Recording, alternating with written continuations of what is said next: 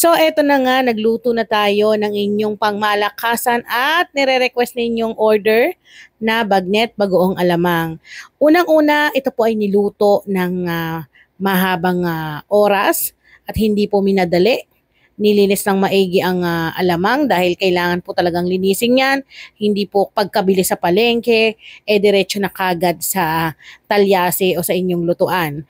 At tinimplahan ng mga pampalasang mas lalo magpapasarap at inyong babalik-balikan. Siyempre, napakasarap po nito ipares sa ating mga paboritong ulam gaya ng nilagang talong, okra, at ang ating mangga. Samahan pa ng pritong isda o inihaw na isda. Talaga namang siksik sa sarap talaga.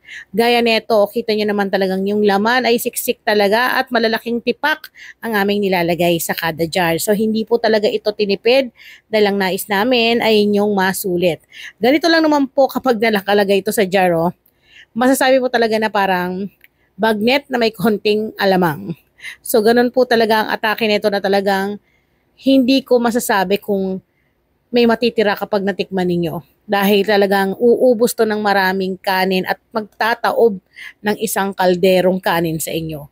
Kaya naman muli ako po ang inyong madiskarting nanay. Maraming salamat po sa inyong pagsuporta sa aking homemade bagnet bagoong alamang at eto po yung kanyang pinakalaman sa loob. As in siksik na siksik, hindi tinipid. Kaya naman sa mga gusto mag-order, so meron pa pong tira at yan nga po makakaasa kayo na bawat order sa amin ay homemade at bagong luto po bago namin i-deliver yan sa inyo. Kaya naman subukan nyo na po ng inyong matikman dahil pangmasang timpla po ito na sure ako na babalik-balikan.